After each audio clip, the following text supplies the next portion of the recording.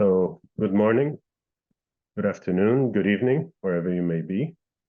We're very happy that you could join us for this second career conversation organized by the interagency group, which are the agencies, which you can see on the background, on this banner on the background, the international agencies that develop and are interested in advocating work and system development in career guidance. And today we are going to discuss a theme which is very dear to many of us who want to advance career development, career guidance, which is quality, developing quality in services, assuring quality, also monitoring it, understanding it. And we're very happy that you can join us when we are so close to the festive season, so close to holidays, and you are sharing this very packed hour on this Friday before also starting to, let's say, engage in this happy part of the year. Today with us, we are very fortunate to have Sareena Hopkins, who's a very well-known face from many of us. She is the Executive Director of the Canadian Career Development Foundation. She's also a member of the board of the International Center for Career Development and Public Policy. She's someone who's worked a lot in issues related to quality in the development of career guidance systems in her home country in Canada, and also has followed a lot of developments in other countries. So she will be in a very good position to discuss this matter with us. Also with us, we have representatives from the international agencies. We have Cynthia Harrison from CEDEFOP, who coordinates CareersNet, which is policy network for career guidance in Europe, and leads the work of CEDEFOP in terms of technical support and research in career guidance. We have also the pleasure of having with us Catherine Mullock from the OECD. She's an economist at the Directorate for Employment, Labor and Social Affairs, and she's also been doing a lot of work in career guidance, a lot of things related also to workforce development, so we'll have also her perspectives.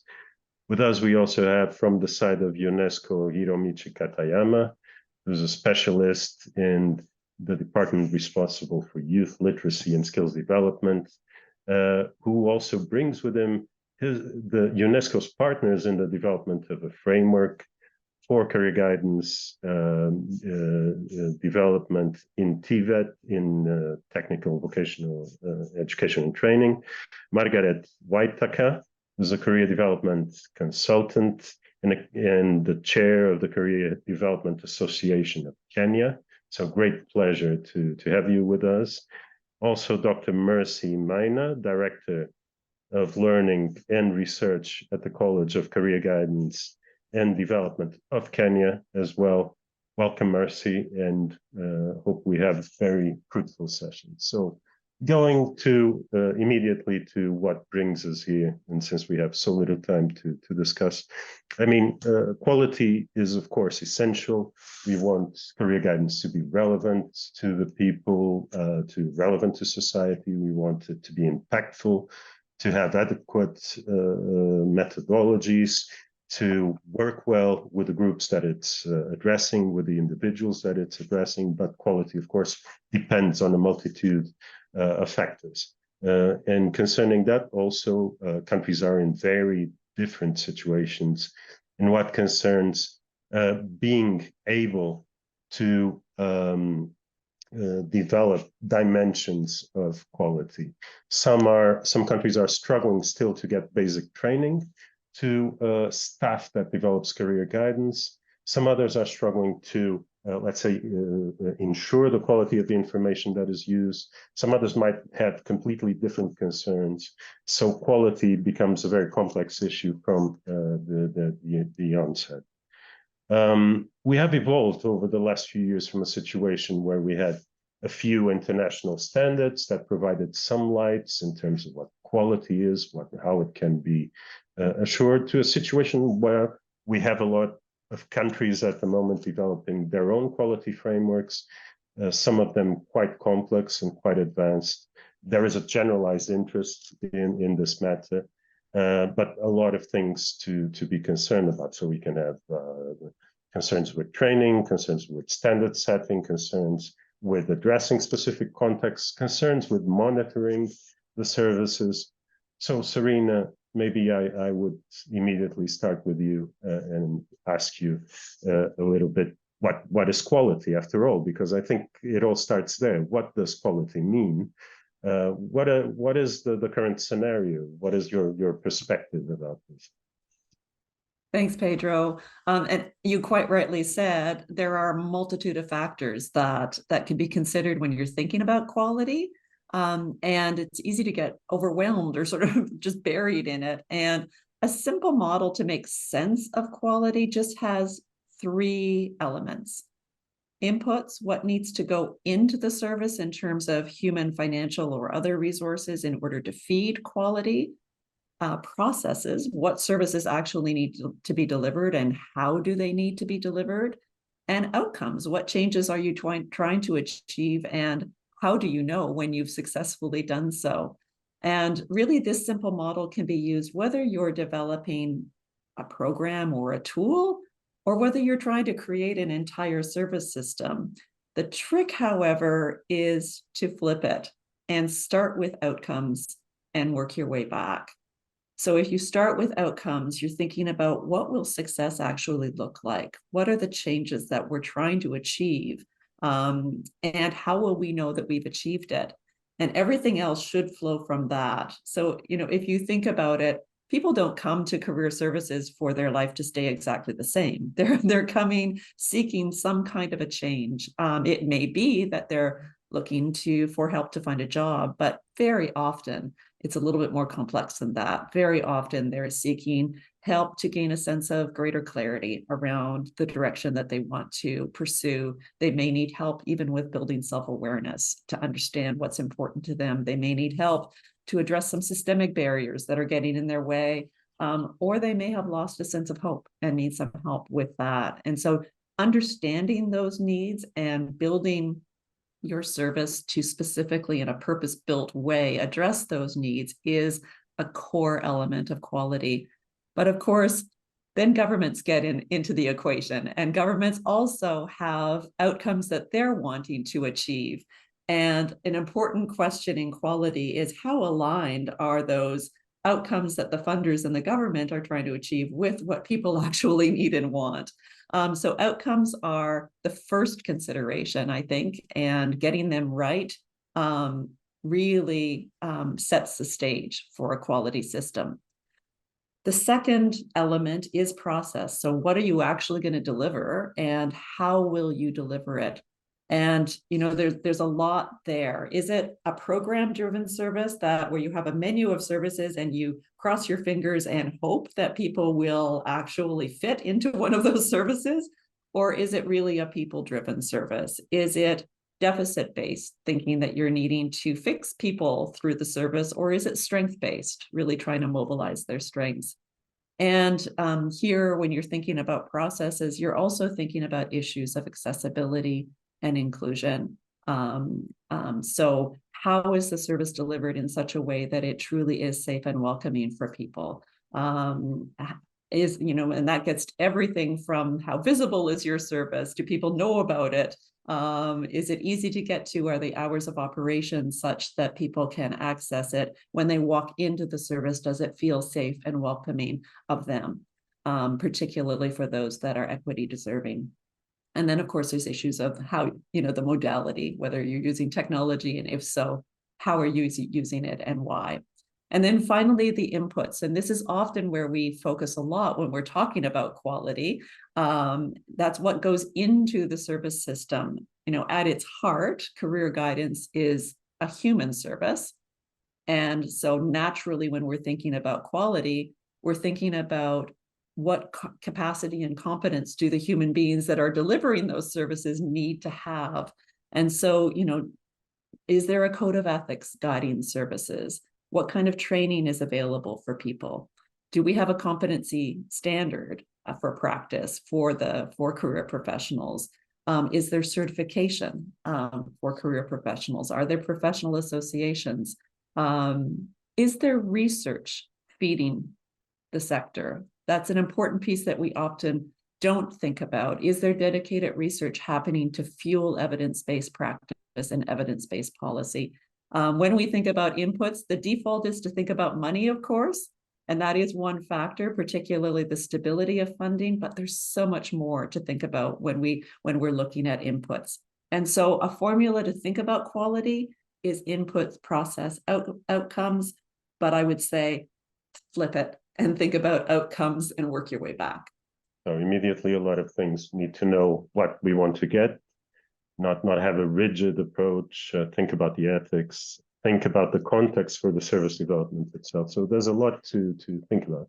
So maybe we just turn it a little bit to interactive to the audience, and we can create a word cloud just to know, what do you think that are the most important issues that condition quality, that condition good practice? So what are the barriers? So we're going to present a QR code that you can follow, so you can so that we can develop. There we are. Yeah. So you can scan the QR code. I'm doing it myself. Follow the Mentimeter link and add a word. What is conditioning good practice? What are these factors that are being most important in conditioning good practice? And Sareena already told us a few important issues that can condition and that require investment.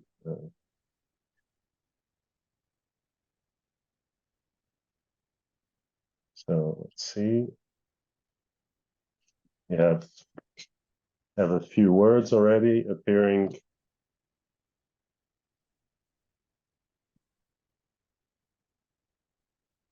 Need to submit.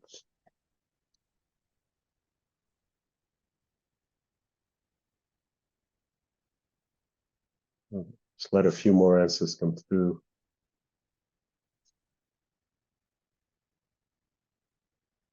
Practitioner training, understanding careers, knowledge seems to be acquiring, human-centered. Oh, this is interesting. Just let a few more answers come through, because this is an interesting, actually, interesting result.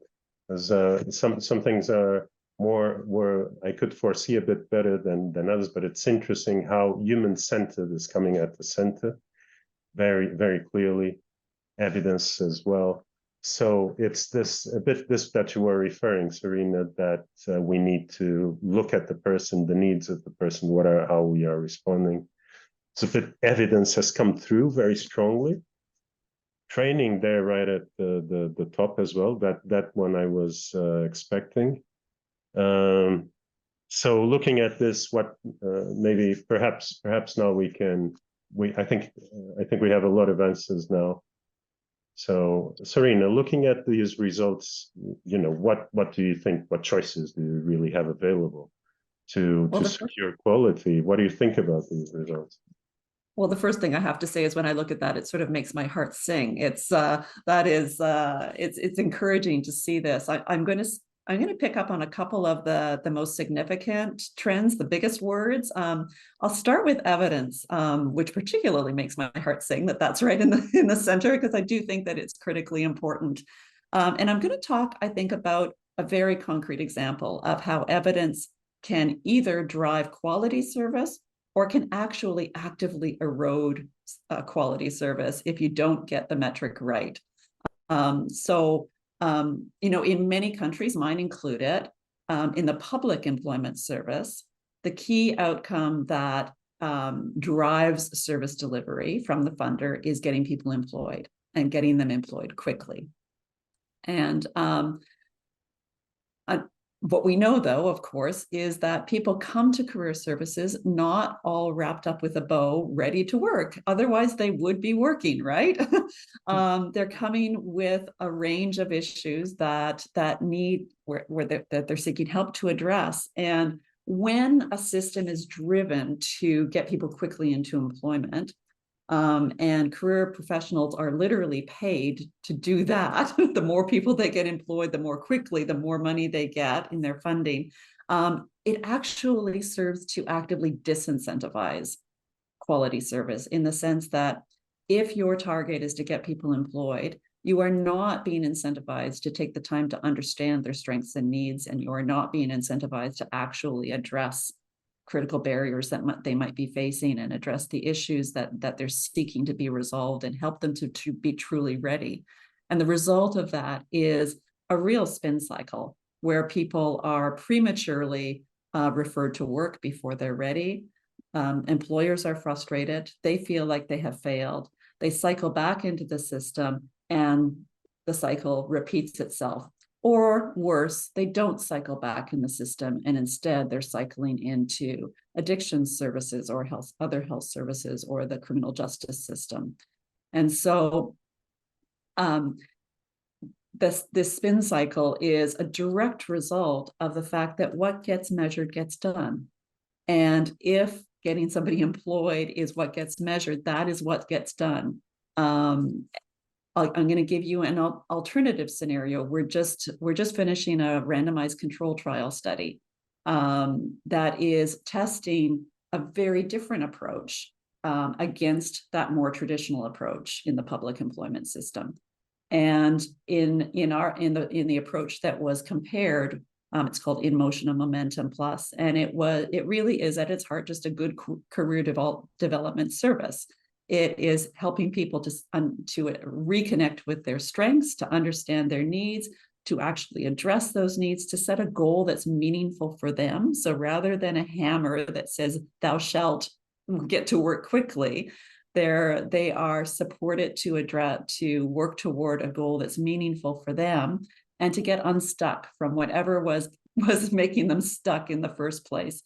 And it's not a long program, but it takes the time to do that. And we compared outcomes for the folks that did that approach versus spending the same amount of time in the more traditional service.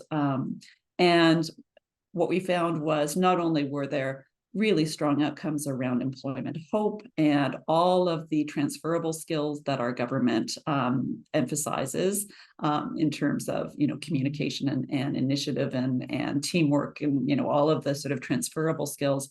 But ironically, when you just remove that hammer, the participants in our program were 42% more likely to be employed 3 months after the program, and employed in decent work that was aligned to their goals. And so, I think metrics really matter, and getting them right really matters. I think we're going to come back to this issue during this conversation. I think that what you're saying is so important. We're constantly having this conversation. Be careful with this conversation around matching and how mechanically you face this process, but we hardly actually have the occasion to discuss this more in depth and really shift a bit the narrative from the jobs to careers to pathways, etc. So I think this is the core of it. And as you say, at the end you have an outcome where you actually have decent work as a result. And I think it's important to actually highlight this very well. So perhaps now I would pass to also turn to our colleagues from the agencies, and I think one first theme I would like to raise is about professionalism and context. There's normally one of the first things that people raise when we're talking about the quality of services are, it needs to be a professional service, well delivered. People who are delivering it need to know what they're doing, need to understand the methodologies. But then you have a lot of context variability, and what this means changes a lot from context to context. So I also wonder what is important for each context.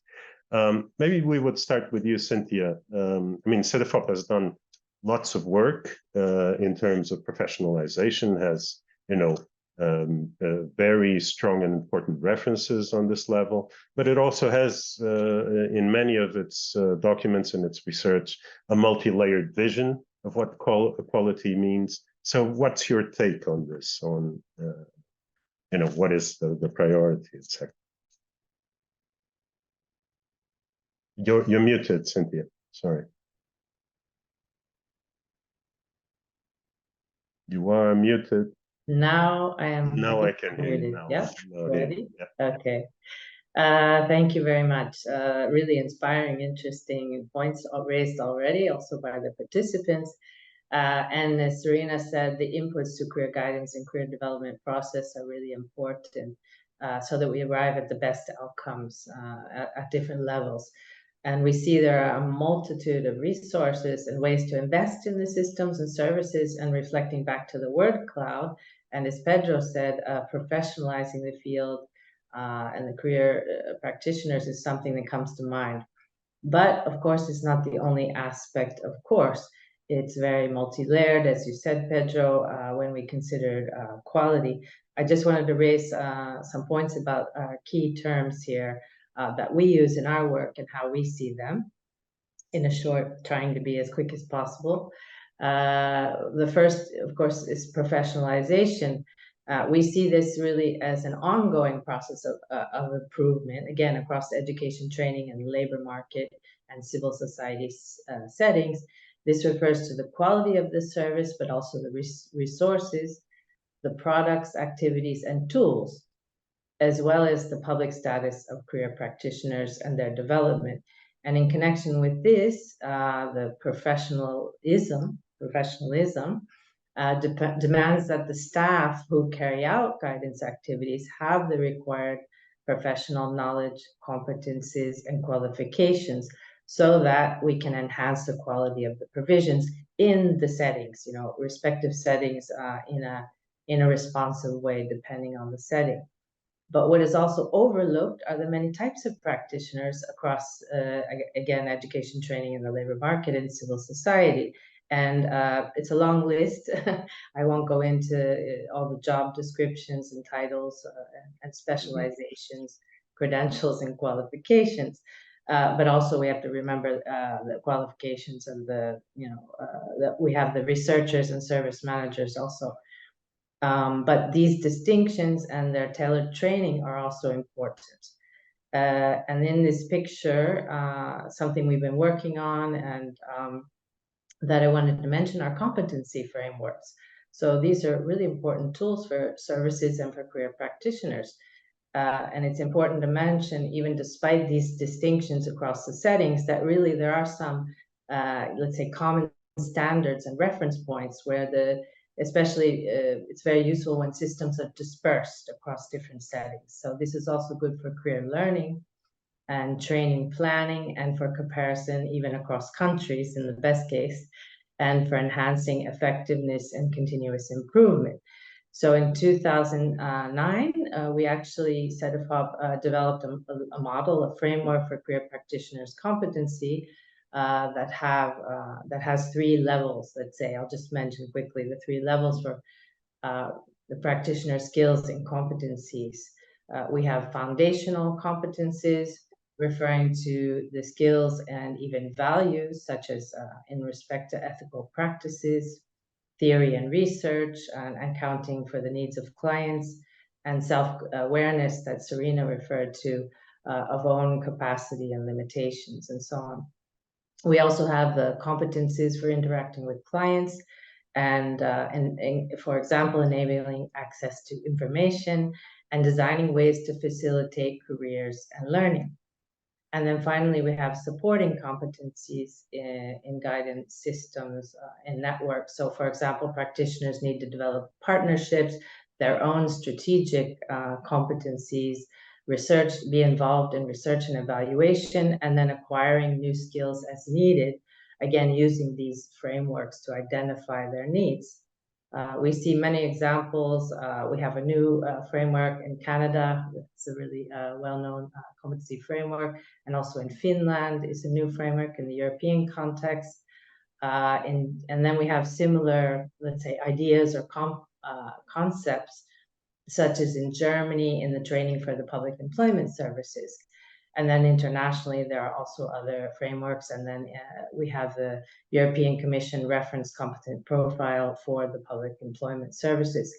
We have, so as I said, we've studied this since 2009, and then we also revisited this in a collection of papers in 2021, particularly in the context of digital transitions, because now we have, new ideas, new reflections and requirements in relation to professionalism.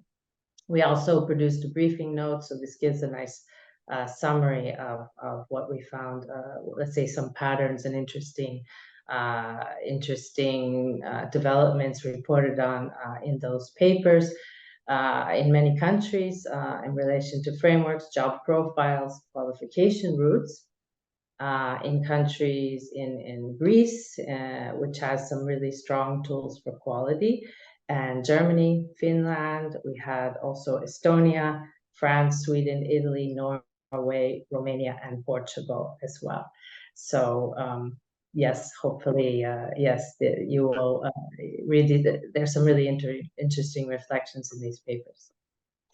Thank you, Cynthia. No, you mentioned immediately some things which are important. I mean, there's a lot of people involved in delivery of career guidance, and not only practitioners who came out of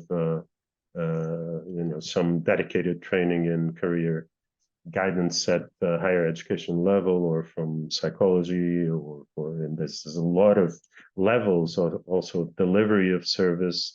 I think that in the chat, people were mentioning many types of professionals that are invested in career development. And as you mentioned, I mean, the systems are essentially scattered. So this idea of integrated lifelong learning is still a bit of a chimera in most countries. So that relates also to the possibilities of achieving real quality. So turning to you, Catherine, because you precisely focus. No, sorry. Before Catherine, Hiromichi, I would like to go to the schools before Catherine. Hiromichi, because schools are sort of the obvious environment, right? When we talk and think about career guidance, we think a lot about youth in schools, in training centers, and they're very specific environments where there's a specific approach to career development. But I think that you need to stimulate career learning culture in these environments. You need to deal with many stakeholders, with teachers, with other types of stakeholders. And I think you're developing relevant work at this point on this. Yeah, thank you, Pedro. Yes, exactly. We have been providing a technical support to the development of the career learning and also career guidance culture by targeting the BET vocational training institutions. So the UNESCO has been providing a support with the funding from the Republic of Korea to support the East Africa. And then now we are moving to West Africa under the project and the initiative called BEAR, Better Education for Africa's Rise. And career guidance is one of the key components. So we have produced the career guidance framework for East Africa, and also which can be used for other African countries. And one of the idea is to support the implementation of this career guidance framework by not only by involving the career counselors, but also the trainers and teachers in the Tibet institutions, and also the head of the Tibet institutions. And also, more importantly, the household, including the parents, who will make a lot of influence on their decision-making of the future career of our learners, and also the local communities and the enterprises. So, yes, I have invited two of our African colleagues who will share a more in-depth experience of the status and also its implementation in the context of East Africa. Yeah, thanks. Thank you, Hiromichi. And I think this also bridges this idea of career development and career guidance being something that needs to be embedded in the community, an idea that we don't discuss so much, and that relevant outcomes necessarily are also at the level of the community and not only of the individual. Now, Catherine, I will ask you what do you think, because you I mean, when it comes to adults, when it comes to workers, wherever they might be working, whatever may be their work context, then we get into a different type of setting where quality also means something else. Human resource development is an area on its own. There's also unemployment support. I know that that the OECD is doing a lot of work in terms of workforce development. So what is your perspective? Thanks, Pedro. Yeah, I think as we've been discussing just now, I think that context really matters when we think about how to define quality. And when we talk about career guidance, what I think comes to people's minds immediately is the role of career guidance in supporting young people to transition from school to work. And when it's about adults, it's usually we think about supporting job seekers to get into the labor market. But of course, in this current context of changing demand for skills, there's a real case to be made for the value of employed workers, talking to career development professionals to help them navigate a changing labor market and a very complex system of training opportunities, and also to understand how they can take stock of their transferable skills for potential new opportunities. A couple of years ago at the OECD, we ran a survey because we wanted to understand who is providing career guidance for adults, and thinking in particular about these employed adults. And we surveyed adults about and asked them, like, if you use career guidance in the last 5 years, who provided your career guidance? And the top 3 answers were a private career guidance provider, a public employment service, and one's employer or employer group. I think each of these has advantages and disadvantages when we're talking about quality career guidance for employed adults. Take the public employment service. We've seen in the countries we looked at in our study that there is a trend towards public employment services extending their counseling service, not just to job seekers, but also to employed adults, which is great. It means extending these useful subsidized services to more people. But we have to think about, do counselors in the public employment service have the specialized training and the budget and the time to provide specialized career guidance services for employed adults? Because of course, employed adults are going to have different career development needs than job seekers. Similarly, there's advantages and disadvantages when it comes to an employer providing career development. It makes a lot of sense that your employer should support your career development within the firm. And indeed, as we were just saying, there are these HR structures that do support that kind of internal job-specific, firm-specific career development. And there are also, we've seen examples from countries of how policy and programs can support quality HR career development. In Japan, for example, the self-career doc system supports firms both financially and technically in setting up counseling opportunities for workers in their firm. So they'll actually identify critical moments within an employee's career when it would be useful to have specific career development intervention, and they'll actually identify what content could be conveyed in those critical moments. So ways that to support that internal employer-provided career development. But of course, the limitation with this type of employer-provided career guidance is that it is job-specific and firm-specific and may not necessarily prepare a worker for career development or career opportunities outside of the firm, which is a concern.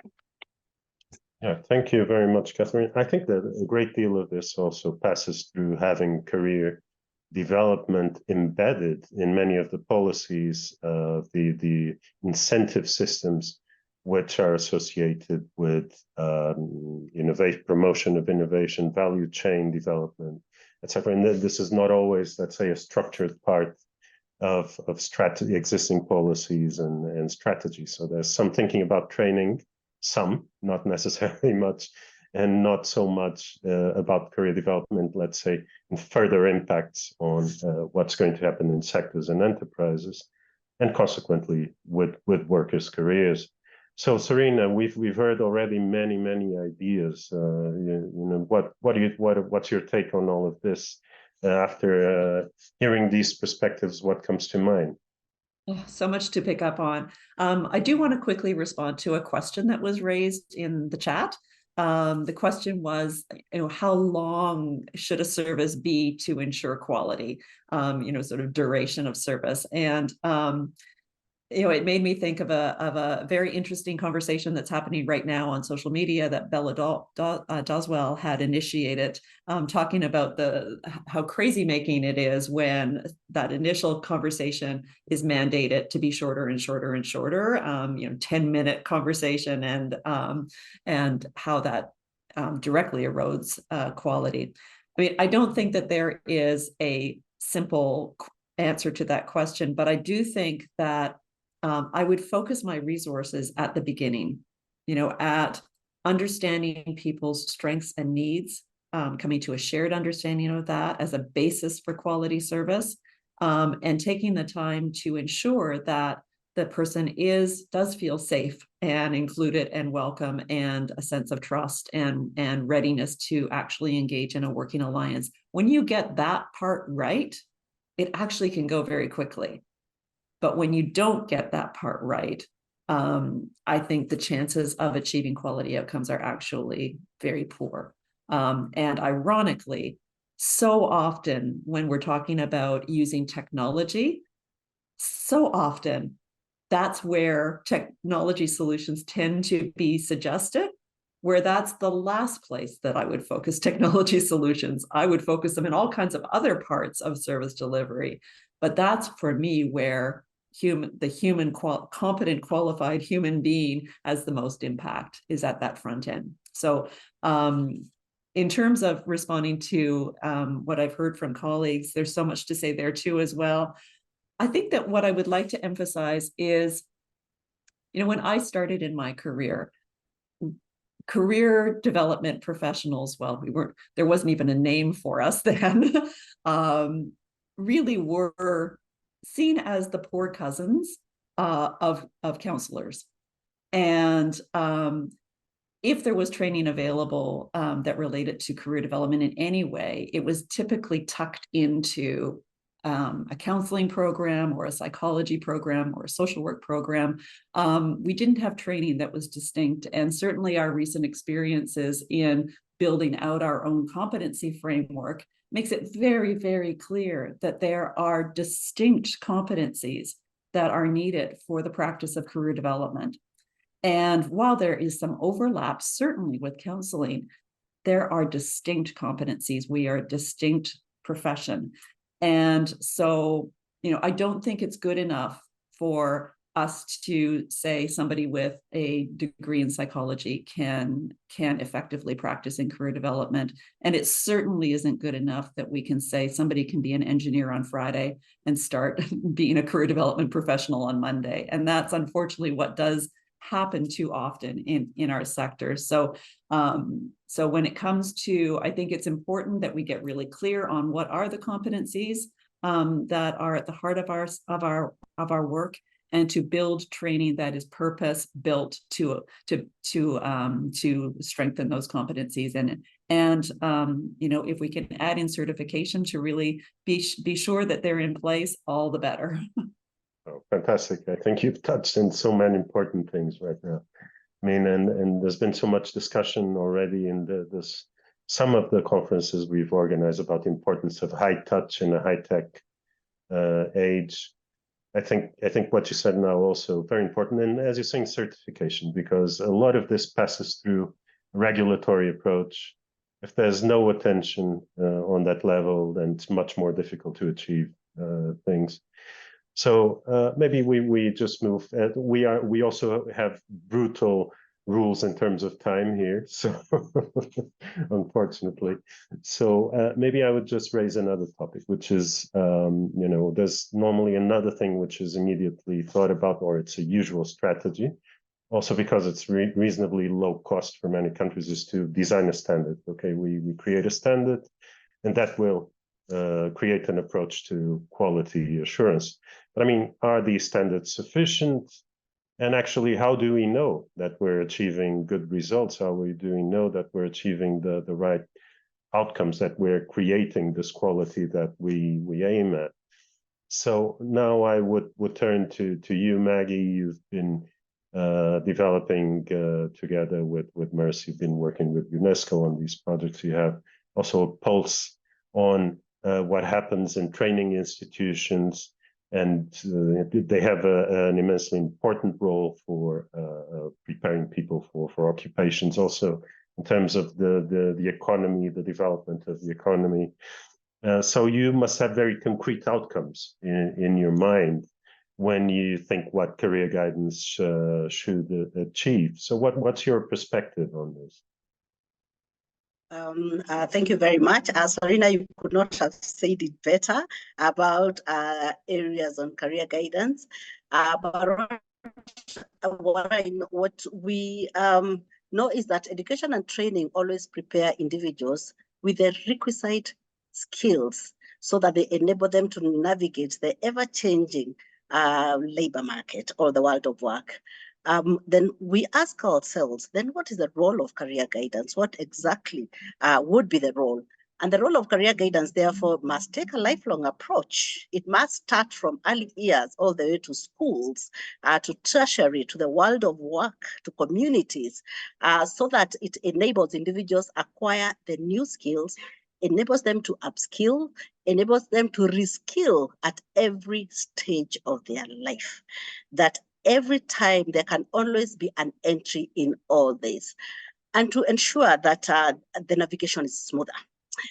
It's always important for every individual to reflect on their own interests. Exactly what are my interests? What are my skills? What are my abilities? So that they're able to grow within the aligned sectors, the sectors that they are aligned in. So that means that you can either go vertically, you can go horizontally, but it must be able to prepare you within the interest that you have, within your talents, within your skills. And that is why it's always important that you are able to get career guidance interventions throughout the life of every individual. Over to you, Moreno. Thank you. And then we come again to the pathways, to this to focusing on the individual and this pathway that the individual needs to discover, needs to unfold, and needs to act upon. Catherine, you know, and what is your perspective? How does this happen? How does this enabling happening, knowing that everything is currently changing? I think you mentioned a while ago, so the skills needs are changing, they're evolving. We know we're striving at the moment for more sustainable societies. There's digital transformation of all activities. So how do you, what are these outcomes? How do we achieve them? What is your impression on this? Yeah, I think that, as you say, quality is, when we think about how to assure quality in this context of the need to reskill and particularly in the context of the structural transformation, I think two questions come to mind in particular. The first is, like, how are career development professionals staying informed about skill needs, but also how are they staying informed about innovations in the world of adult skill development? Like, there's a lot going on where we're seeing the development of more and more of micro credentials. Countries are looking at adopting individual learning accounts. We're also seeing more countries have recognition of prior learning systems, which reduces the length of time it takes to upskill and reskill. So I think there's a role for career development professionals to stay up to date about how demand for skills is changing, but also to be an intermediary between these innovations around skill development and passing them on to the individual. I think examples from Cité des Métiers in Belgium and in France with the Conseil en Évolution Professionnelle, those are both career development programs that have regular labor market information sessions with an expert in order to keep career development professionals up to date. A second question that comes to mind is, what are the employment and training outcomes from career development? And obviously employment and training are not the only outcomes that we're concerned about. As Sareena was saying, like, it has to be human-centered, and that's certainly a priority. But these are also the objectives that, as Sareena was saying, governments are concerned about in order to justify public funding. So we do need to monitor and evaluate these outcomes and assess whether whether career development does translate into tangible skills acquisition and increased employability. And as part of the study that the OECD did a couple of years ago, we did a literature review and found that there is good evidence so far on those short-term impacts of career guidance, but the long-term impacts are less clear, and that's partly because it's difficult to measure the impacts of career guidance on a long-term perspective, because those like randomized controlled trials are relatively rare in this space, although it's great to hear from Sareena of an example of one. I think some of the clear outcomes that have come out from the evidence are that career guidance can have a positive impact on short-term learning outcomes like decision-making skills, information seeking skills, self-awareness, confidence, job search skills. And impact evaluations from the UK and the US find evidence that voluntary exposure to guidance increases the likelihood of participating in education and training for adults. In terms of employment, evidence suggests that job search assistance, so that really that short-term focus on getting employed, that those services are very effective at putting people into a job, but whether people keep the job over the long term, whether they have career progression, whether they're satisfied in that job, evidence about these longer term employment outcomes is a lot less robust. You know, I think you've mentioned quite a few important things. I take note also of your reference to the CEP in France, which I find a very interesting example, because an example of embedding career guidance in relevant systems, policy packages and processes, and actually trying to ensure the quality of the service which is embedded. And I think that probably there should be a bit more of that. It's a good example to look at. Also, I take this point of this overlap, not so well thought through, between development of core skills and the role that career guidance plays, because that also affects the let's say the relevance that career guidance can have in policy, particularly in this moment where we are. But this would be a whole different discussion, maybe another conversation. Now, what just picking up on your point on monitoring and evaluation, maybe I follow that through with Cynthia. We do need to know what goes in, what comes out of the process, but gathering evidence seems to be quite difficult. It's not an easy process, and not all countries seem to be able to do it. You've been looking a lot into this in Cedefop, so what do you have to tell us about that? Yes, thanks, Pedro. In a little bit of time. Yeah, I'm looking at the time now. I'm very aware of that. I'm not quite sure how to squeeze all this in, but okay. Coming back to the outcomes question and impact, which we're discussing it a lot. I'm looking at some of the comments in the chat. Maybe it's a little bit less interesting to talk about these monitoring and evaluation than about some of the other issues we've been discussing. Just to cycle back on what Kate said, I wanted to point to an important, one of the important EU finance study from 2020 by Barnes and other career guidance experts, indicating, yeah, indeed, there's a lack in Europe of standardized and systematized monitoring in most member states at that time. And we can confirm this in the work that we've done. And this has an impact, as Sareena mentioned, or underlined, on the appropriate, this has an impact on the appropriate outcomes. So if there are not updated and appropriate methods, it's not very helpful in looking at the effectiveness, or trying to understand the effectiveness in the first place, but also the efficiency, but always keeping in mind to protect the process, right, of services in supporting the careers and learning. So according to what those services are supposed to do. So without these approaches, it hinders systematic evaluations, for example, of costs and investment, which are important, to convince governments to indeed invest in services. So the inputs investment made to create the services and improve the career learning experiences of the public, and the results.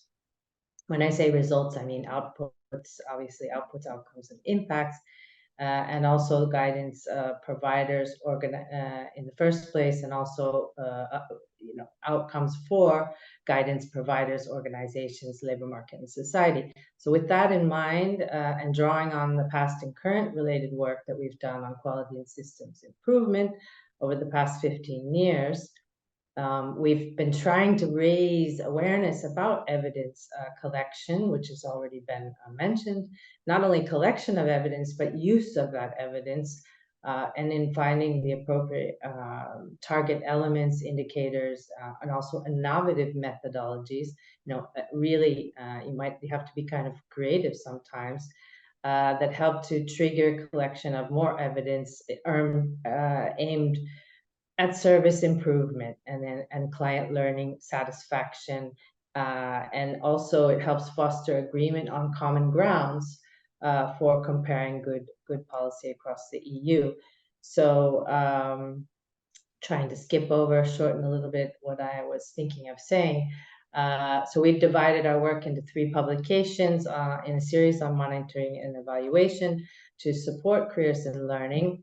And we try to underline that a well thought out, flexible, and inclusive, meaning inclusive of all the stakeholders and beneficiaries, and guidance providers at different levels, who need to invest in more user-centered systems that support the development needs of all service users. So accessibility is in mind here, and both in physical and online settings, to support the acquisition of career management skills, which is often overlooked in monitoring and evaluation, both for youth and adults. And unfortunately, as you said, Pedro, we've encountered quite many obstacles. We still keep working in finding evidence of interesting, or let's say what we find interesting elements and indicators, so that we can collect them and make proposals about good, interesting example indicators that we've actually found quite a lot in the research literature, promising and interesting ideas, but in practice, these are rarely, put into practice. Yes. Just for people who are also participating, I mean, we've shared with you all these publications and resources, in this document with resources. Yeah, so I have a long list of them which I've contributed there, so you can have a look. I don't want to, I don't want to take more time, but one of those studies was, as I said, about cost. And also one of the problems we encountered was the contracting out of services to other service providers, which kind of complicates the issue and makes it sometimes more expensive. We have some indications, but also more difficult to locate data, especially on staff continuing professional development. How much is being invested in this really? This is So we need to just go, and I think this is tremendously important. We need to build a case around career guidance. So the evidence is fundamental. So Sareena, very quickly, because we're running out of time, what do you have? What's your take on all these things? Are we managing to get what career guidance should be doing? Do you know what works? Are we building a good case? Yeah, just very quickly. I mean, Catherine talked about structural transformation, and I think in a world where that is constant, it is easy to get distracted with all the shiny balls and the political flavor of the month. And so I would say that as a sector, we actually do have strong evidence of the impact of quality career services. And so I think we need to hold firm to that. We know what a good career development process looks like. We know what good quality service looks like. And I do think that we need to hold firm to that. Having said that, we can't be complacent. I think we have to challenge some of what's happening in our systems. We have to move away from a fail first approach and actually expand who we serve to include not just remedial services, but proactive services for people who are working and for employers. And I think that we have to think very creatively about how we deliver services so that they are indeed human-centered, they are indeed accessible, and they are indeed inclusive. And we have to continue to let research feed our practice and make sure that it is evidence-based. Thank you for that defense of also research on that level. So we have very little time. We were aiming at very quickly highlighting some of the practice. Perhaps I give the opportunity to Mercy to just, Mercy hasn't talked to us yet, to highlight a bit the work that has been done with UNESCO in East Africa, because you developed this framework for TVET. So perhaps you just want to share with us quickly how it was developed. You're muted. Okay, thank you. Okay, thank you. And I hope Livia is going to share the diagram that the regional framework for TVET systems in East Africa for BEAR2, the BEAR2 countries, the Kenya, Uganda, Tanzania, Ethiopia, and Madagascar. And its goal was to make TVET more relevant so that they can make market-driven training curriculums in terms of quality so that the trainers can be well prepared and the institutions have the right capacities. And then the perception, to improve the perception of TVET as a better option or a better option for many students living a basic education. So the process to come up with the framework had three. There were documents that were developed by the 5 countries. Then the stakeholders were involved in the development of the documents were also engaged. And then we did more research on benchmarks, on career guidance benchmarks, and we relied heavily on our brothers and sisters who've gone before us. So we looked at CEDEFOP, some of the documents, the Australian, the UK materials, America, and Canada. And so the content of that of the framework took or have 5 thematic areas and have 23 competencies. And I was happy and felt very nice that the government has to be at the heart of these activities, and especially if we are going to deliver quality career guidance. So in the framework, we have government, we have the learner, and the learners from at entry during the life of their program, and by the time now they also exit so that they can exit into the labor market. The service provider who is going to offer the service, and basically in TVET systems will be either the Office of Career Services, it will either be a registrar's office or any other department that is assigned that responsibility. And then so the service provider must have the right competences, the personal, the ethical, and also how they're able to engage with their clients, the client who is now the learner within the TVET systems. Then they also cannot do that without the support systems that will be either from the stakeholders, the industry, the professional body, and parents, and then the community, and then quality and assurance systems, and then monitoring and evaluation. And so there were suggestions beyond the development of the framework. And so there were several action plans or action points that are listed in this framework. Most of these countries, the 5 countries, do not have career guidance policies, neither do they have legal framework so that they can be anchored on law, or even where the government structures so that they can be supported. So there was that encouragement that all these countries need to develop policies, and we are happy to report that Kenya has taken stride in that, and their policies being developed in career guidance and also standards in that area. Then the other suggestion where we have departments, career services existing within the departments need to be resourced in terms of materials, in terms of even budgeting, in terms of even within the reporting structures. Then the training which is the heart of it. Most of these institutions or even countries said they do not have the proper training. And so the framework can provide some of the insights into how training curriculums can be developed.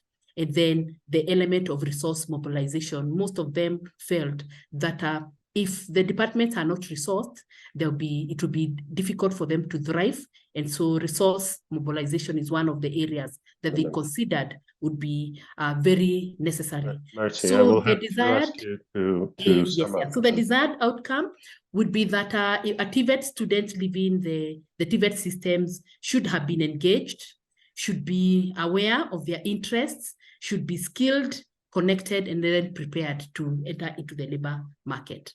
Thank you. Thank you very much. This is fantastic work, very worth highlighting. And so some colleagues are already asking if there will be something similar to West Africa. So let's discuss. So I just invite you to really look at the resources we have. There's good resources also from from all the agencies present here today. So please take a look at those, and we will finish with one question to engage the audience one last time before we leave.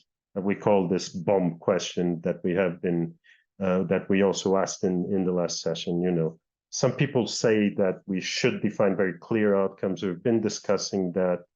You know, to really extract what do we want from career guidance services, measure quality. So should we have target outcomes for career guidance services? You know, really define what's there at the end. Many people say it's good for accountability, it's good for budgeting. No. Yes, no. Let's see. So you can only really say yes or no. It's really unfair, I know.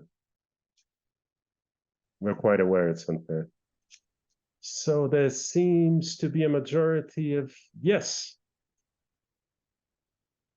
I wasn't entirely sure what to expect. So a majority is saying, yes, we should have target outcomes for career guidance services. So 80% of people who voted are saying this. So, you know, do you have comments on this? Do you want to, before we finish? I can go, you know, Catherine, do you have any comments? I think I think I agree with the consensus here, and it's been a theme throughout the session that evidence is important, and if something matters, then we need to measure it, as Sareena so aptly said. So we need to get clear about what our objectives are. Okay, Mercy, what do you think? Yes, very much. And considering the information is available and they need to utilize the resources that are already provided, so they can use them so that they can measure their quality and how best they have been able to achieve. Cynthia. Yeah, clearly, as Kate said, in our contributions today, my answer is also yes. I would just point out that it needs to work at different levels and then feed into the next level. Yes, so not just on the ground services, but at the public policy level, organization level, and then there has to be a feedback system created, and it's really important to look at the outcomes.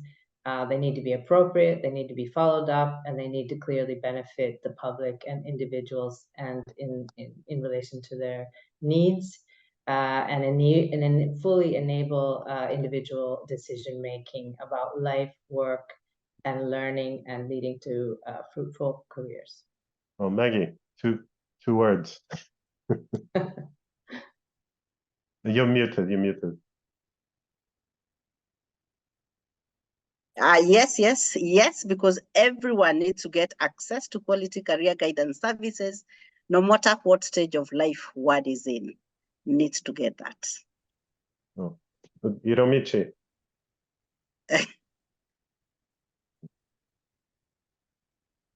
Hiromichi, you don't want to talk to us. You're muted.